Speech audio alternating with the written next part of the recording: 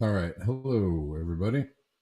We're just starting the show off like this because the other show got, the other beginning to the show got um, scrush. I'm just going to chalk it up to glitchiness from the, it's one of the, I've said this before, the drawbacks of the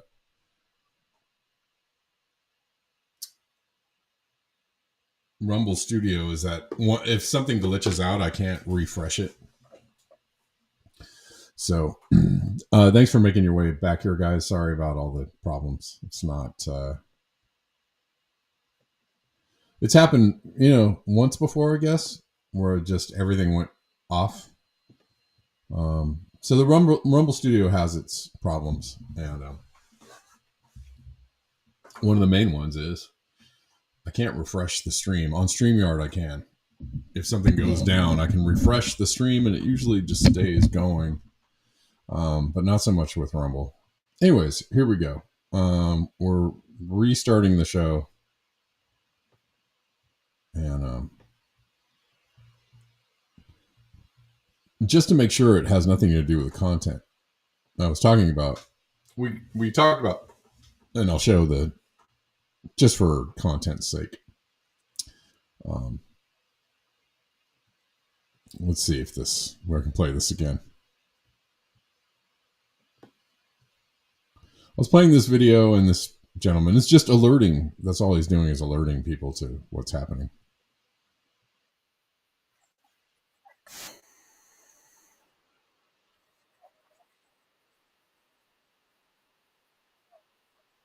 Whether you're a citizen or not, whether you're brown or not, Christian or Muslim, they're putting you in the Palantir database. They're putting you on the... Hold on one second. It did refresh. Bella? I need to confirm this because if it did refresh, did it refresh on YouTube? Did it come back?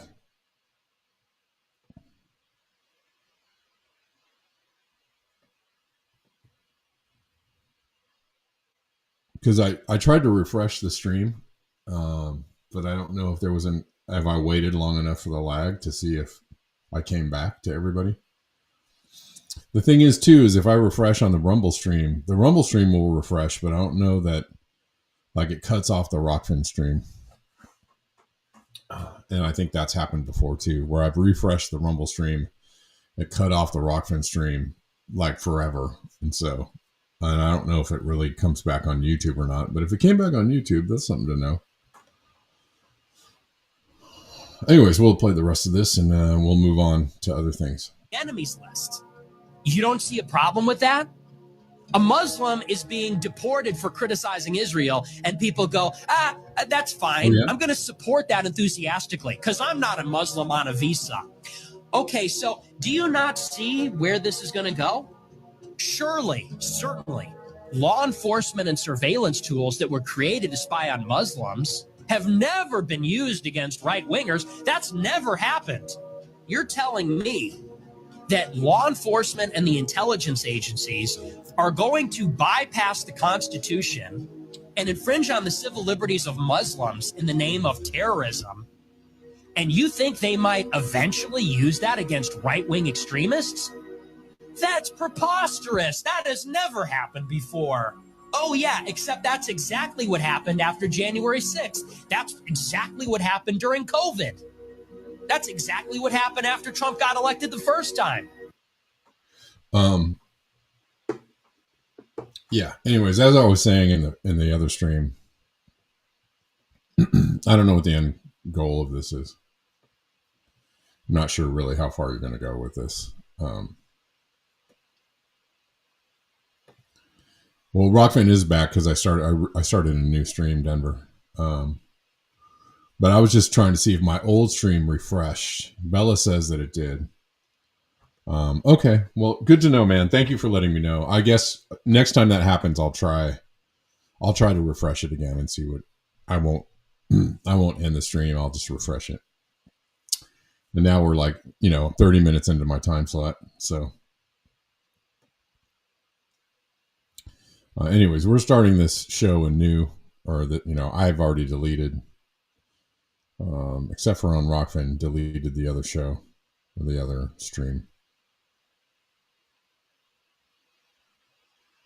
Anyway, so what this gentleman is saying is, where is this going to go, basically? But beware. Just for understanding where things are going or what's happening or the implications of this. But it's kind of like free speech when people say, free speech. Can't have everything being said. Okay, well then, if you get to tell us what is to be censored. Sorry for the lighting. If you get to tell us what's to be censored, it's a very short path to somebody telling you what you will be censored for. Very short. I mean, we saw an almost immediate boomerang. I think, remember the first time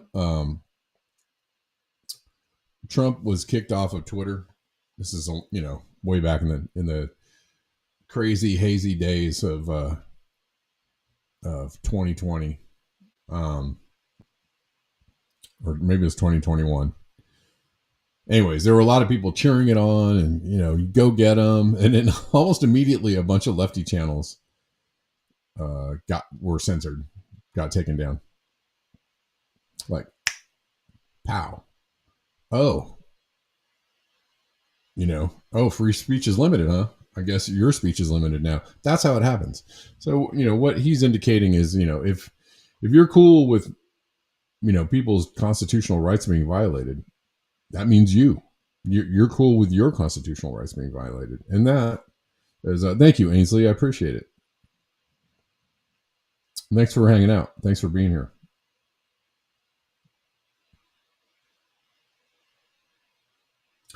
Salt Laker says, I don't think it's unreasonable to demand a list of things that we are not allowed to discuss. And that's, I guess my opening question earlier was who's doing what on social media, or I'd like to get a feel for like how people are, I'm approaching social media. I kind of get the idea that most people here are very limited in their social media engagement, generally. And that's, it is what it is. I don't know if that's just for lack of bandwidth or on purpose. I don't know.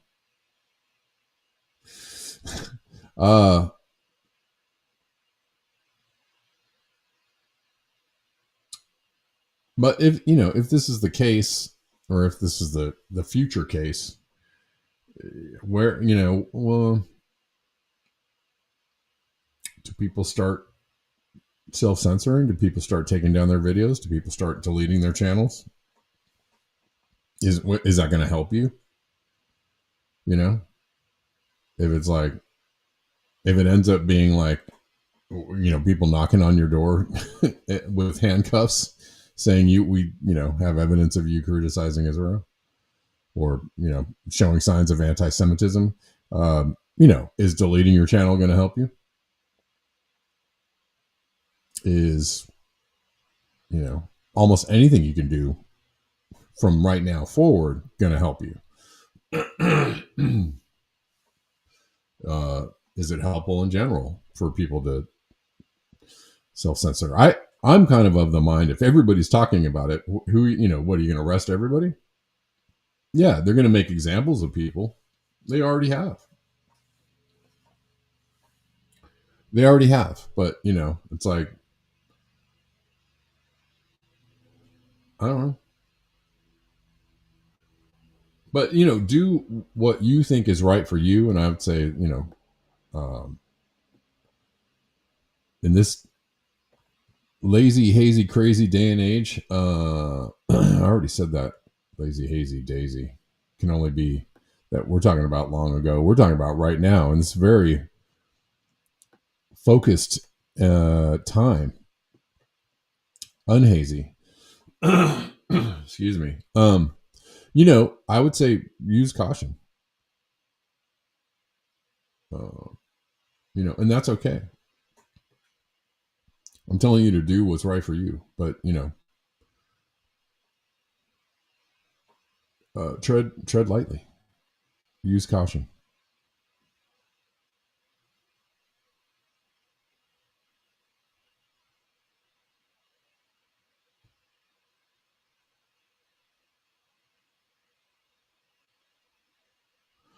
Oh, Teresa, yeah.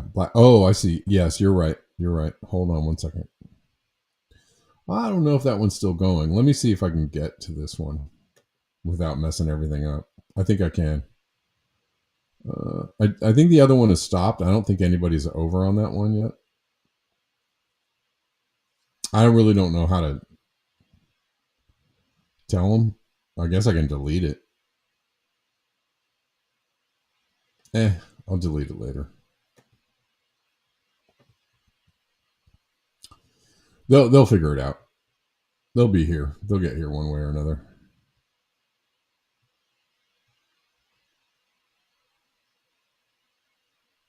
Okay. Well,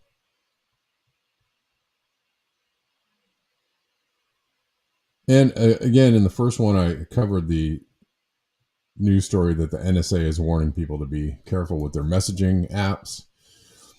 I would include note-taking apps. Note-taking, storage drives, Google Drive, anything that might be shared in the cloud that's not encrypted. Your notes are not encrypted necessarily. They say that they are, but if you're taking notes and they're on the cloud, they're pretty vulnerable unless you can lock them. And if you lock them, it's different.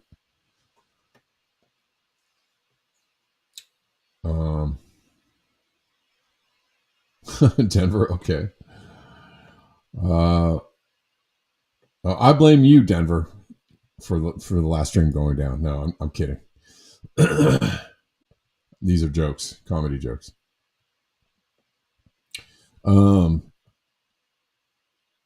No, that's probably a good course of action. Yeah.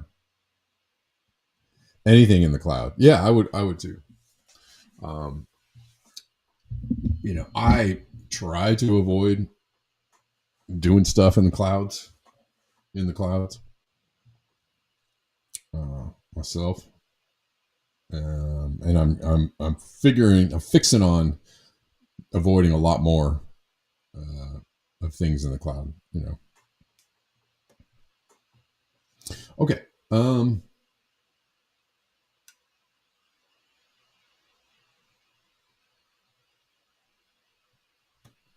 Yeah, the problem about digital storage, is that things decay.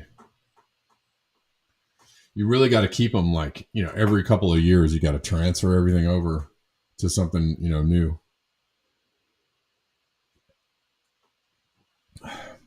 I've lost so many things, not just because of the fire, but anyways. But also just to old storage devices and not being able to get back on them. And then I had a drive that went completely bonkers. I lost everything on that drive. So, all right. So we're live. We're live on all the platforms again. So I think we're just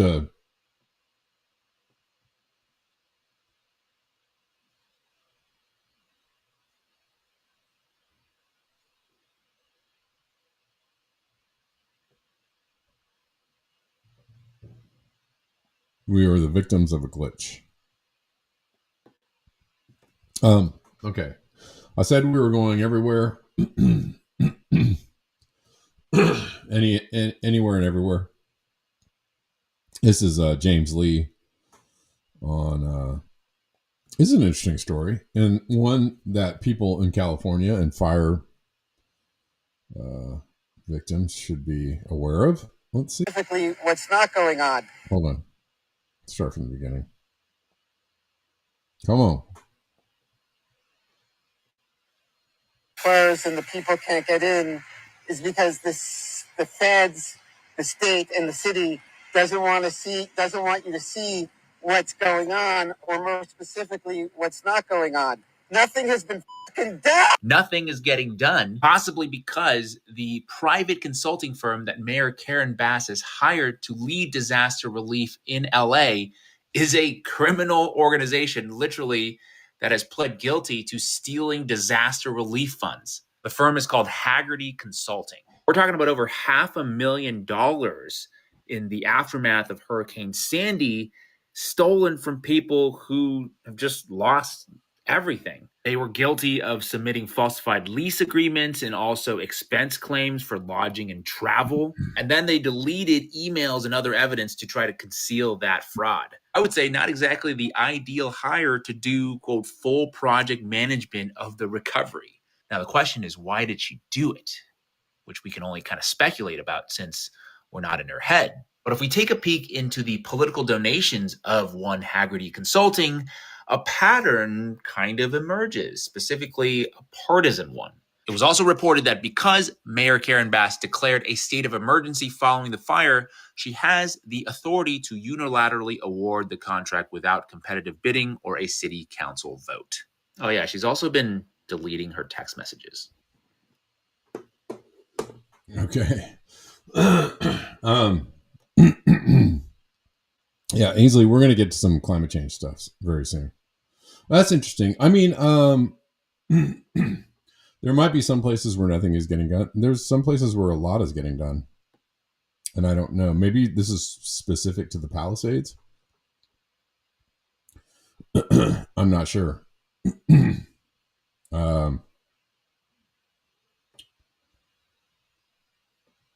But concerning nonetheless.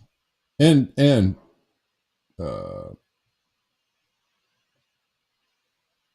feel like par for the course.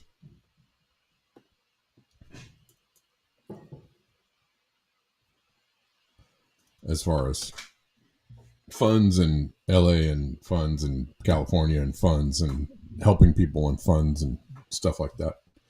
I think he meant to say, oh, that's hot, not that's not. I was trying to figure out. This is crazy. This is a forecast for a couple of weeks from now in the West Coast, as you can see very plainly. Hot. Good Lord. San Gabriel Valley foothills. So that's my former home, San Gabriel Valley. 101 on April 10th. Yikes. April, you guys, April. Extremely rare. I mean, you could see, you might make a case for 101 and, going into the fall, because that's kind of what happens in California and LA, is that we tend to get, extended summers, Indian summers, or it can be, hot late in the fall. But April, 100 degrees in April? Nah.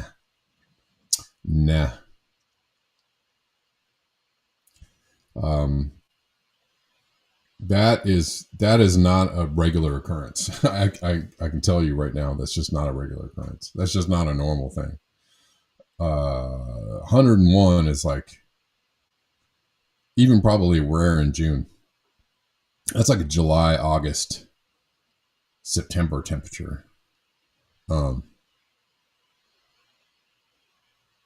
Anyways, is this could this be a result of the fact that we have breached the 1.5 degree threshold? Methinks it might be.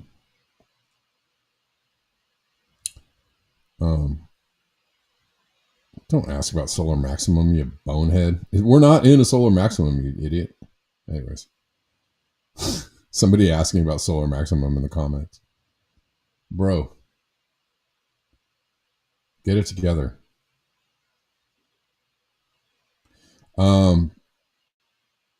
Yeah, that's not a good sign.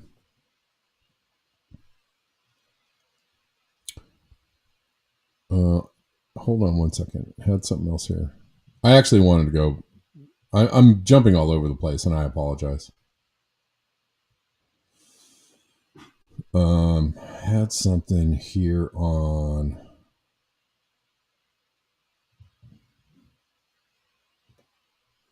Thought I had something on. Did I save it? Oh, here it is. 1 month from now, sulfur emissions over the Mediterranean will be reduced by another 80%. This will further accelerate regional warming and lead to more extreme droughts, heat waves, and flash floods. Okay. And here's where here 2024 annual 1.766C over baseline. Way past.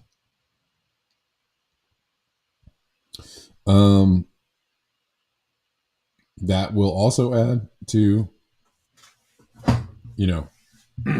everything going on with the climate. So, as we talked about yesterday, as I said yesterday, I feel like this is deeply, deeply tied to what's happening. Are we in a solar maximum? Sorry, Bella. Thanks for the correct. Are we?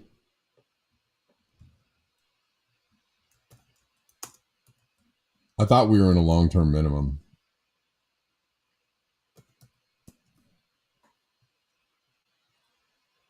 Oh, okay. I stand corrected.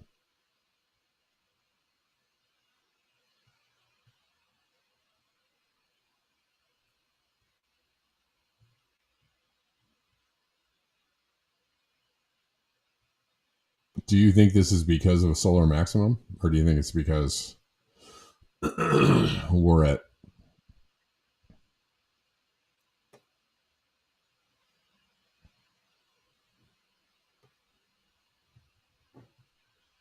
but this is from last year, October 15th. Roughly every 11 years, at the height of the solar cycle, the sun's magnetic poles flip.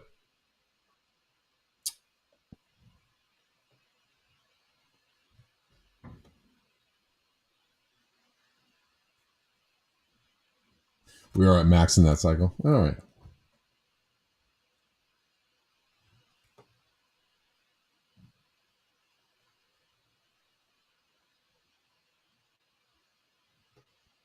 Well, then, color me corrected.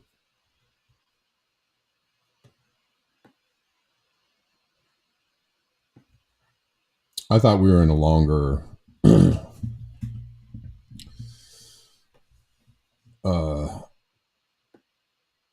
like a longer cooling, or like what would be a cooling cycle for the Earth, which doesn't have, I guess, doesn't have anything to do with the sun's 11-year cycles, but no. Okay. Well, yeah, happy shopping, Ainsley. Bella says solar variation is less than 0.01% of human climate forcing. Same with the volcanic activity, by the way. I mean, yes, it can cool and heat, but it's nothing like what humans are doing to the planet.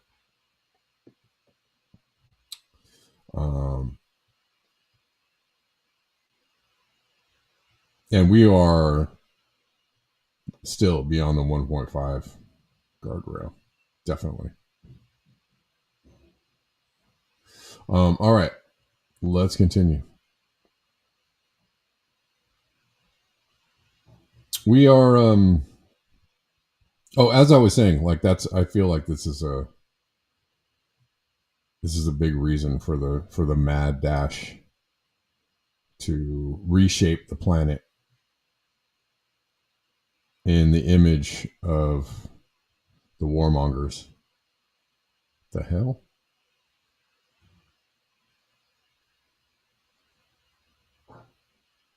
Okay. Kid Rock is a bozo. Another one from James Lee. Y'all heard that Utah recently banned fluoride. Well, good on Utah. Became the first state to ban fluoride in drinking water, and the scientists are like, "Oh no, whatever shall we do?" Let's listen. Will go into effect on May. Is our water supply? Utah has become the first state in the United States to ban fluoride in community waters. This law was signed yesterday and will go into effect on May 7th. And this is actually very concerning. Is it concerning? Because most industrialized nations do not fluoridate their water supply, and nobody's freaking out there. So what's going on? Well, as always, if you follow the money, you usually find the truth. First, a little bit of quick background. Water fluoridation was introduced in the United States back in 1945 in the city of Grand Rapids with the claim that it helped prevent tooth decay. But if we take a look at data released by the WHO, tooth decay rates are virtually the same across every single country. It's all getting better regardless of whether they fluoridate their water or not. But for the countries that are adding fluoride to their water supply, like the United States, there are more and more studies coming out, just like this one, finding that fluoride has a negative impact on cognitive development, specifically a drop in IQ. Not a subtle finding, they say. More than 50 studies show this consistent association. Not ideal, I would say. So why does Dr. Zachary Rubin, who I have nothing against, and I'm sure he's a good doctor, why is he claiming that not fluoridating the water supply is concerning? Well, turns out from time to time, Dr. Zachary Rubin is called upon to, let's say, shill for corporate science. In this case, guest hosting a podcast with Thermo Fisher Scientific, which is a $200 billion biotech and pharmaceutical company. And Thermo Fisher Scientific just happens to make millions of dollars every year selling testing equipment to monitor fluoride levels in municipal water systems. So possibly a little bit of conflict of interest here. Also, let's talk about how the fluoride in our water literally comes from hazardous waste. The fluoride that they get is a byproduct of the phosphate fertilizer industry, and it's called hydrofluorosilicic acid.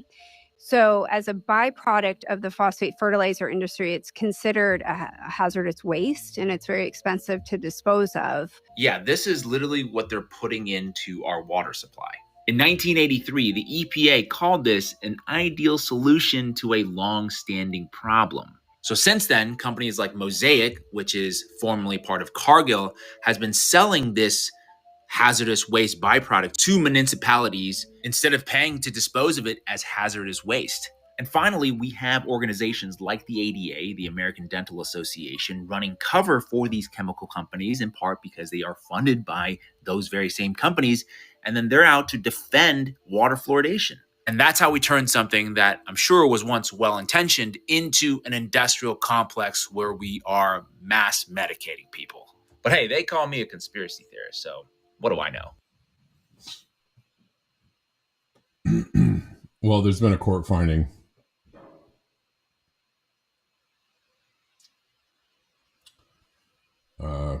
as he indicated. It's been acknowledged, established scientifically that it lowers IQ and damages brains.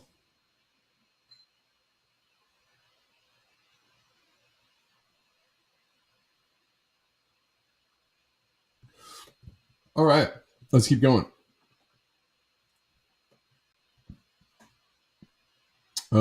As promised, we're going to talk about the moon a little bit.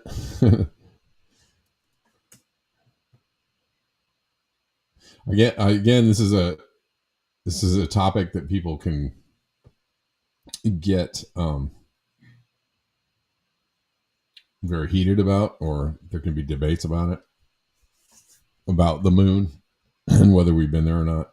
We'd like to talk about it, but I like to, whenever there's interesting examples of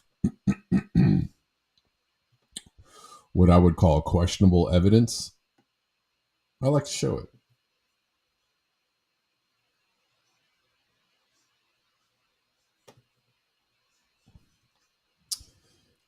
Jicky leaks. While the shadow ban is strong, I might as well take a trip back in photographic history, the best photographers taking the highest quality pictures in full sunlight in 1968.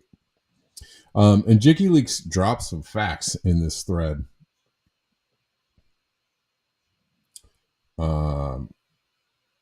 Well, that might give you pause if you want to take a beat and think about them.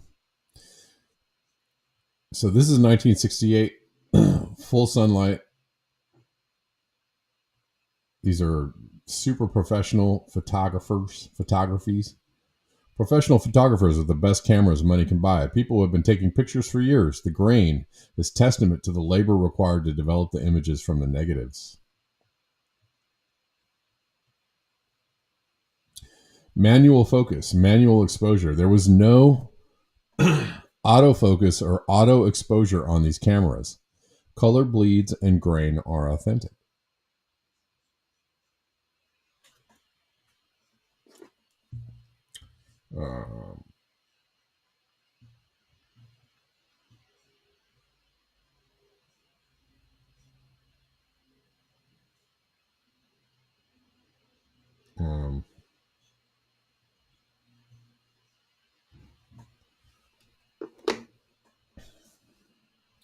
The very best photographers with the very best cameras can't adjust for minor movements which blur the image.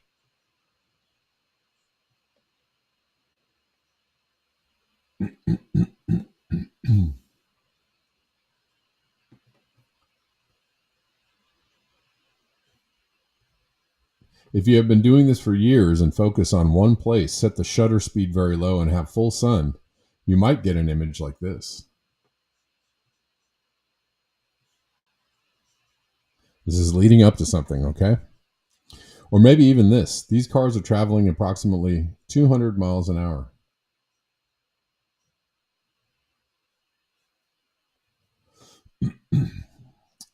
Thankfully, all these difficulties were solved in 1969 when NASA strapped a big click me button on a Hasselblad and every single picture came out perfect.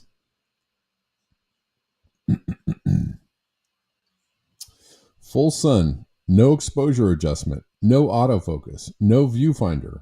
The first point and shoot camera, high resolution, grain-free pictures, every one. Thanks, Hasselblad. This is, again, this is just another, I guess, entry of evidence into why this might be hard to conceive when you really think about it, if you ponder it. And this reflection is the funniest thing of all. In this particular picture, can you see what's happening in that reflection?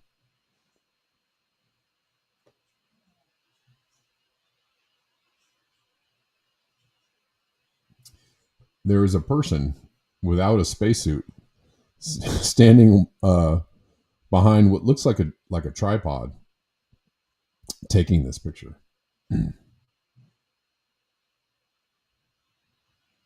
Does that look like a person?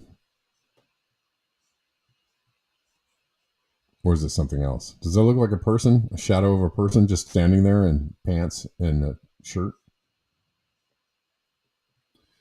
Anyways, that's just something to think about if you're ever wondering. If you're just sitting around contemplating, like, did we go to the moon? I don't know. This is just more things to contemplate if you're in that mood. Here's another picture showing the stripped down Hasselblad full of dust. Able to take perfect grain-free pictures with a click of a big button. The button was big because of the gloves, which expand even more in a vacuum.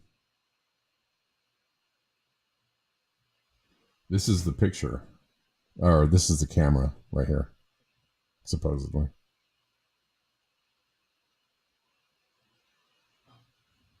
Ooh, look at this. Looks like a modern to-go cup, coffee cup.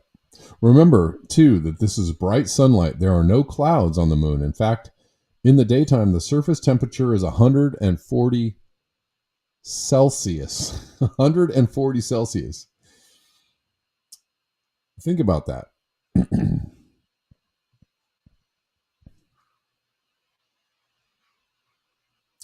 Why are the shadows pointing in a different direction? Indeed, Bella. Think about that. 140 degrees Celsius on the moon.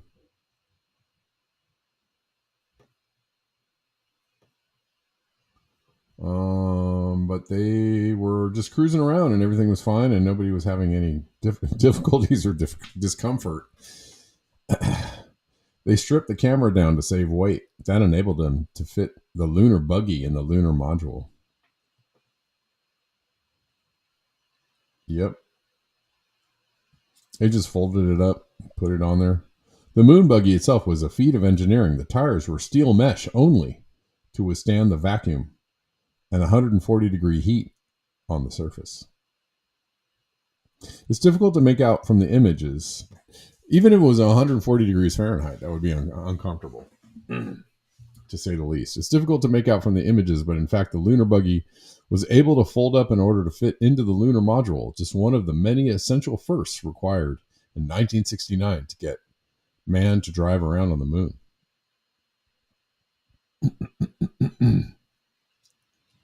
The moon buggy was truly amazing. For Apollo 17, the astronauts drove it for 100 kilometers with a max speed of 11 kilometers an hour. 10 hours driving is exhausting in 140 degree heat. I hope the air conditioning was working.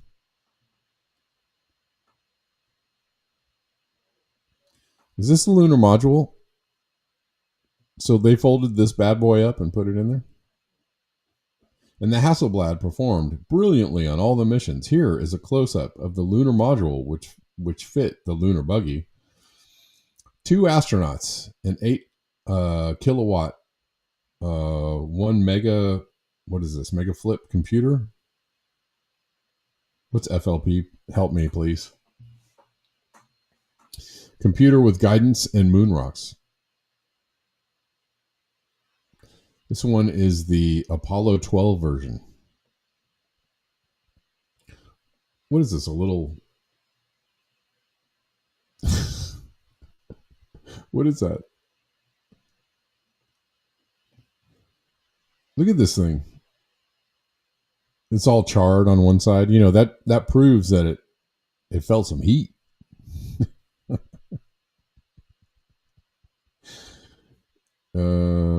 Anyways. Oh, megaflop. The 8 kilowatt 1 megaflop computer was necessary to dock the moon lander traveling at 2,000 kilometers an hour to the orbiting rocket traveling at 5,500 kilometers an hour in perpendicular directions. Taking a picture in such extreme circumstances requires extreme skill. This picture was famously taken through a window of an earlier Apollo 8 mission. This iconic, the coup de grace, or de grace, coup de grace, some people might call it, of filmography was this famous image of the moon lander traveling towards Apollo 11 to dock. This iconic image was taken by Michael Collins as he guided the rocket traveling at 5,500 kilometers an hour away from the moon lander using a spare camera. And that's enough for this trip down memory lane. Hope you enjoyed it. Find any other high resolution images from 1969, please post them. Oh, just one more note in relation to those mesh tires developed in 1969 that could drive for 100 kilometers. It seems that they were still struggling with the problem in 2017. Weird how inventions and progress at NASA go backwards. Remember the guy from the European Space Union?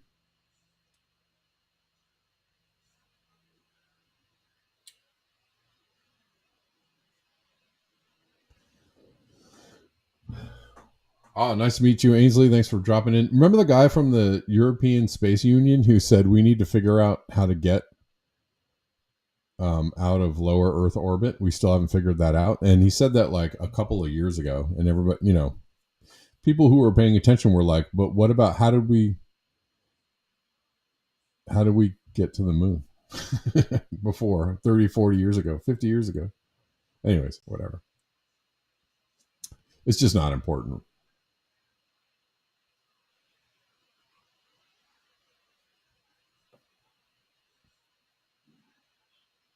Just like, you know, knowing who killed JFK isn't important, according to Ben Shapiro.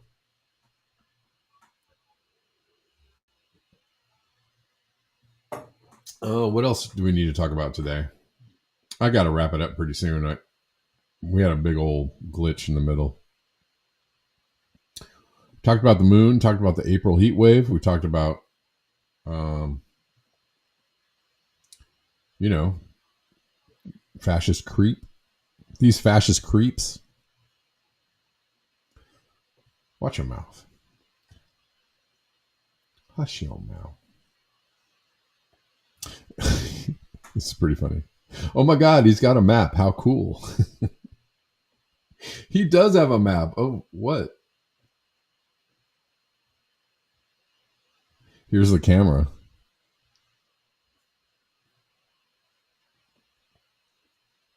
It makes me want, and actually makes me wonder. Do you all wonder about the Mars rovers and the Neptune rovers and the Jupiter rovers? Do you guys think any of that is real? Last question. I'm going to end the show pretty soon. You think any of that is the Mars? We talked about Mars the other day, about where they might be filming these Mars shots.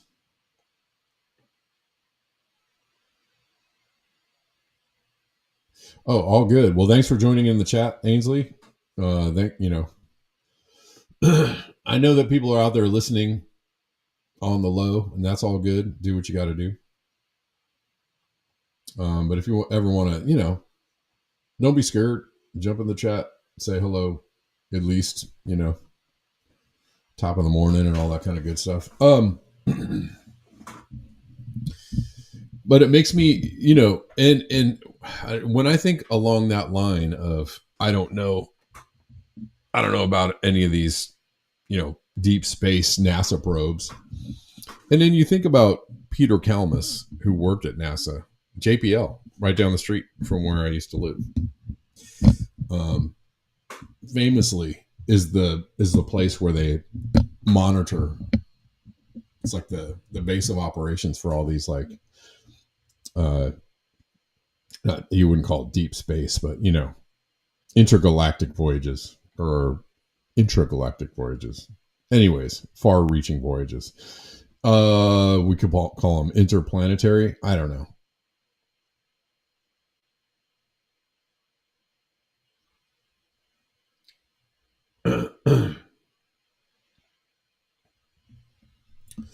But I think, I just, when you think about how far that is, and, so we have we have great technical abilities on the planet Earth.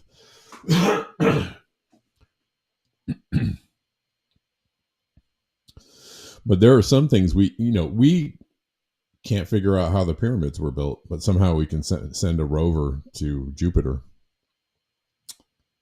I'm always kind of trying to align myself with that one. Anyways. Yeah, I'm very skeptical. No, I'm not saying that I fully 100%, I have extreme skepticism around the space programs.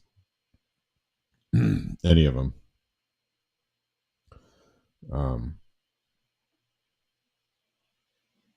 I'm willing to leave a portion of my spectrum, open to the idea that maybe we are doing all this stuff. But the more I see of it, the more I look at it, and the more you see of this kind of stuff, the more people put things into, thought experiments, about how they're actually able to do this, it's like, yeah, I just categorize. I put it in the file of highly unlikely, but sure, maybe.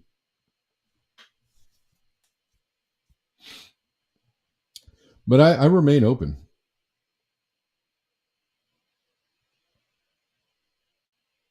I remain open to all possibilities. But if somebody wants to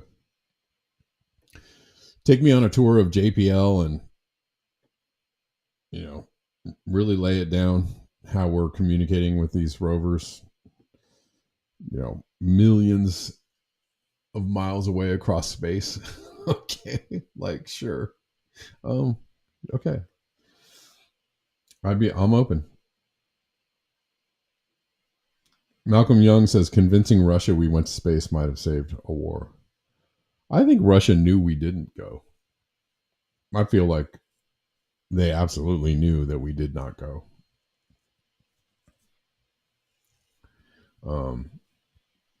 But again, maybe I'm wrong. It just seems really unlikely. But I could be proven wrong, and maybe I'm down to be wrong. I'm cool. It's okay. Being wrong is okay.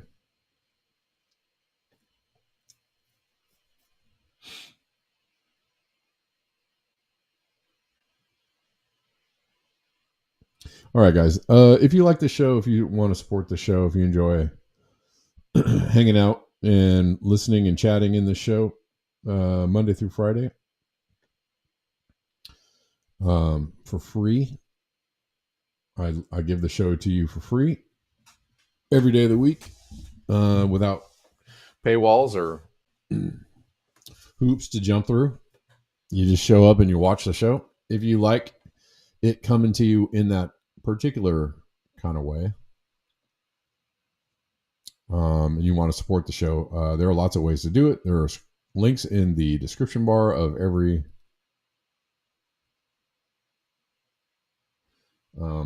platform that I'm on. And so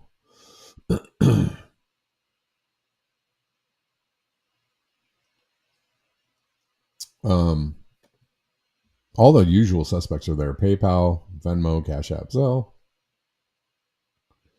We're just, we're talking about news. We're also talking about things that are interesting. We're talking about all kinds of things.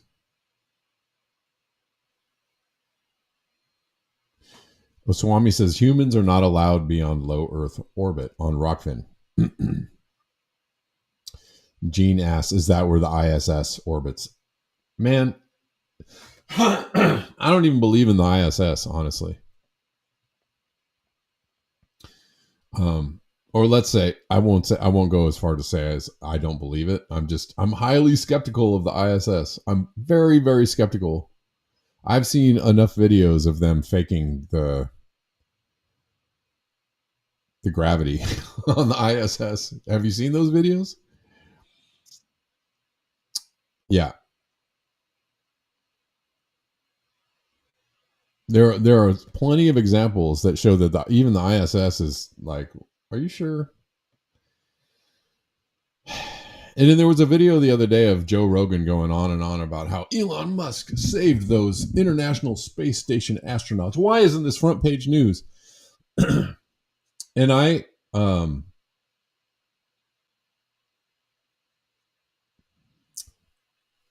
in my mind, my immediate answer to why it wasn't front page news is that I feel like so many people question what's going on in space that maybe they didn't really want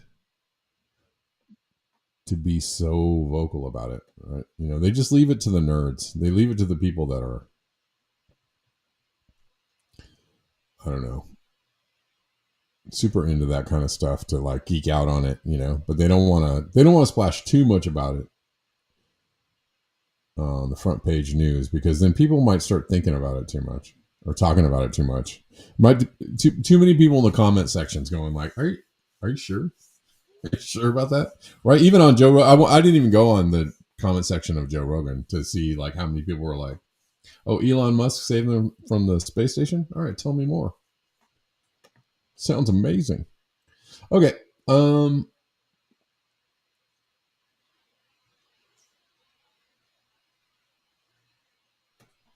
Again, I could be wrong. Could be wrong about all of this. I'm just highly skeptical. And I find these interesting thought experiments about what it is we can actually do.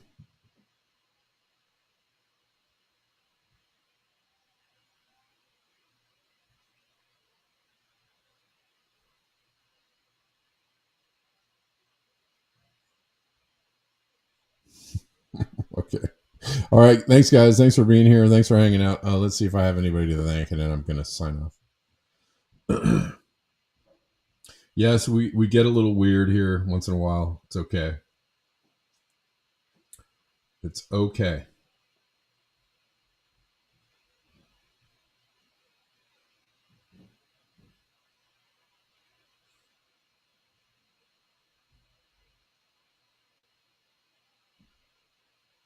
We have to.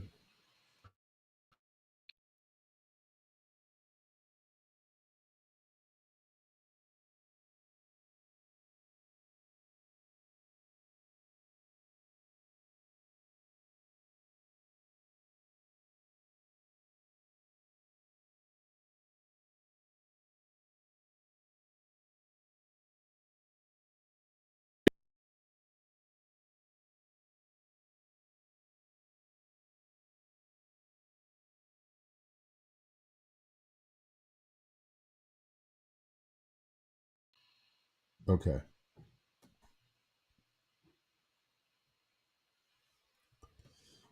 Yeah, everything went dark again, but we'll see if it actually refreshes.